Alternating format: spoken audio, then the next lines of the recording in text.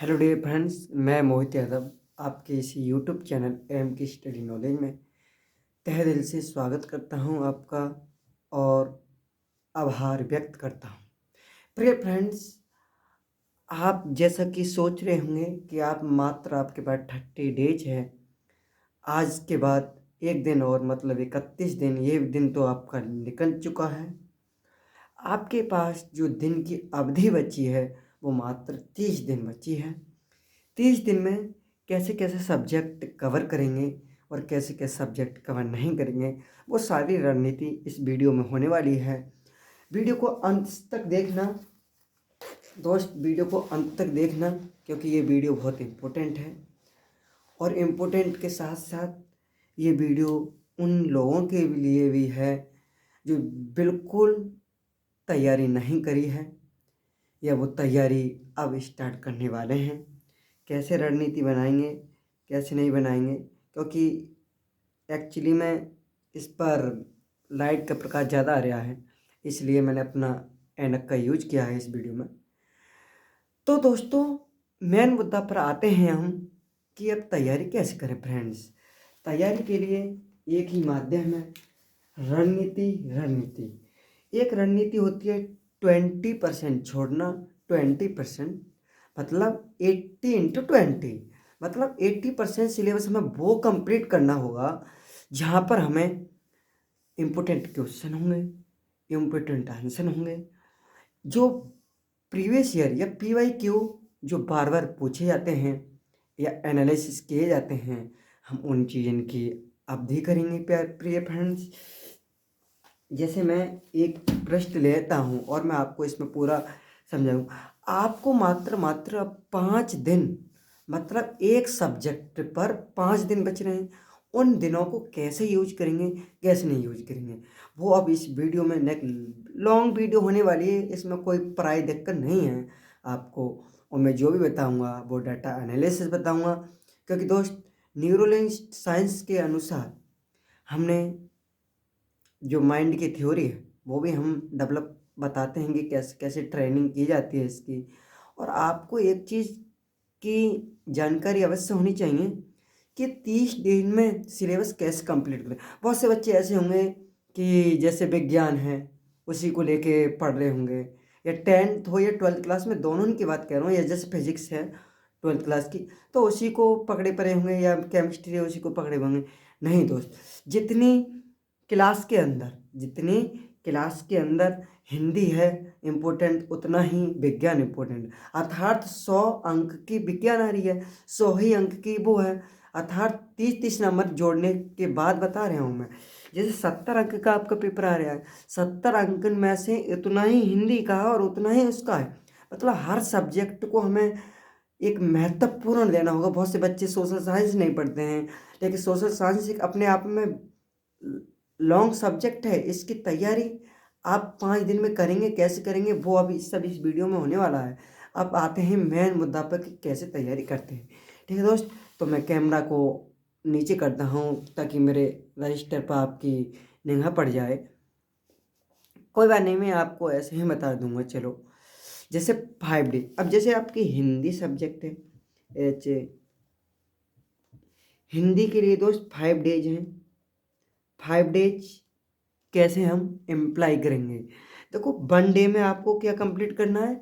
गद्य और पद, गद्य और पद दोनों क्या करना है? इनके जीवन परिचय याद करना है, जीवन परिचय याद कर लेना है। एक दिन के ही है मात्र दोस्त, एक दिन से ज़्यादा दिन देंगे तो हमें नॉट इनफ, हमें ज़्यादा दिन नहीं देना है उन जीवन परिचय में, क्योंकि ऑलरेडी भी जीवन परिचय आपको याद ही होंगे थोड़ा सा, बस मेमोराइज ही तो करनी है। लेकिन मेमोराइज के साथ साथ दोस्तों वो आपको लिखना भी पड़ेगी थ्योरी, क्योंकि जब तक प्रैक्टिस प्रैक्टिस प्रैक्टिस, मेरी बात पर ध्यान देना, जब तक आप प्रैक्टिस नहीं करोगे तब तक आप किसी भी एग्जाम को, क्योंकि आपका एग्जाम ये लिखित है बल्कि ऑब्जेक्टिव टाइप नहीं है, ऑब्जेक्टिव टाइप नहीं है। मेरी बात ध्यान से आपको समझ में आ रही होगी कि 5 डेज बच रहे हैं। एक दिन में हमने जीवन परिचय 5 याद कर लिए, ठीक है, कंप्लीट कर लिए। नंबर 2 दिन में क्या करेंगे हम? जैसे रस है, अलंकार हैं, दोहा, सरोटा और ये सारे हास्य रस, करुण रस वगैरह हैं, वो सारे याद कर लें। नंबर थर्ड की बात आती है रचनाएं याद करनी। नंबर थर्ड में हमने रचनाएं याद कर ली, लगभग 50-60 रचनाएं याद कर ली इंपॉर्टेंट, उन्हीं में से फंस जाता है सारा। नंबर थ्री पर क्या आता है, जैसे नंबर फोर पे या नंबर थ्री पे जो भी है क्या आता है, जैसे कि उसमें एप्लीकेशन आती है, निबंध आता है, तो आपको निबंध याद करना होगा। ठीक है, अब निबंध कैसे याद करेंगे, तो उसकी हम बता रहे हैं। जैसे एक निबंध लिखा, उसकी 2-3 बार प्रैक्टिस करी। ठीक है, एक निबंध इंपॉर्टेंट निबंध ही याद करना है। इसी प्रकार मैं 5 सब्जेक्ट की बता रहा हूँ। ठीक है, 6 सब्जेक्ट की, सॉरी, इंटर के 5 और हाई स्कूल के 6 सब्जेक्ट हैं। तो इसी प्रकार से आपको क्या याद करना है, निबंध याद कर लेना है। आता है चौथा दिन। चौथे दिन में आपको दोस्त क्या याद करना है, जैसे उस पर चरित्र आता है, करेक्टरिस्टिक्स आता है याद करने के लिए, पंचलाइट कहानी है वो पूरी आती है 10 नंबर की, ये जो भी है, तो उसको आपको याद करना होगा।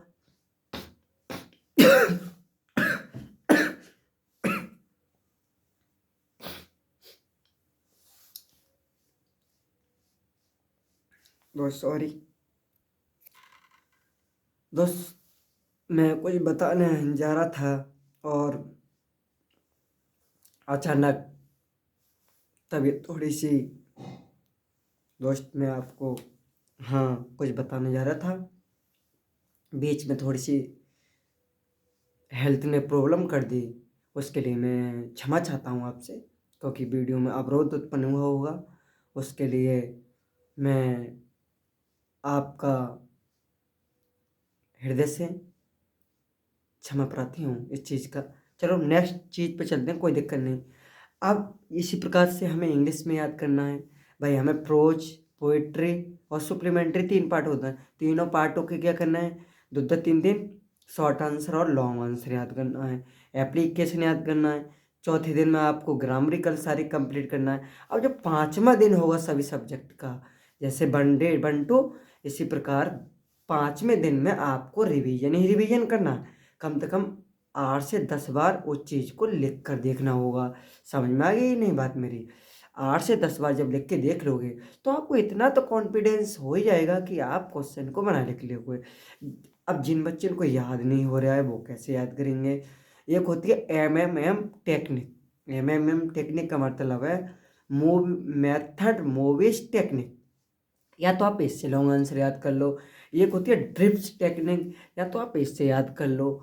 और बिग बियॉट टेक्निक भी होती है, जो 7 कलर उसमें परियम में दिए होते हैं, उससे भी याद हो जाता है। या फिर आप एक ऐसे करो, जर्नी जर्नी सिस्टम लगा सकते हो, किसी चीज़ के ऊपर अप्लाई कर सकते हो, बहुत से याद हो जाएगा। ये लिंक मेथड है जो भी है, उससे याद आपको आसानी से हो जाएगा। अब इसी प्रकार से मैथ की बात आई, तो मैथ को भी दोस्त 5 ही दिन देना है, 5 दिन से फालतू उस सब्जेक्ट में भी नहीं देना है। 6-6 घंटे डेली आपको रीड करना होगा, कॉन्सेप्ट को क्लियर करना होगा, क्वेश्चन वही देखना है जो इम्पोर्टेंट। अब बहुत से विद्यार्थी ऐसे करे होंगे कि सारे इस सब्जेक्ट को कोई एक लंग से लगाते जा रहे लगाते जा रहे हैं, और उनसे भी क्या, उन्हें फ़ायदा नहीं मिल रहा।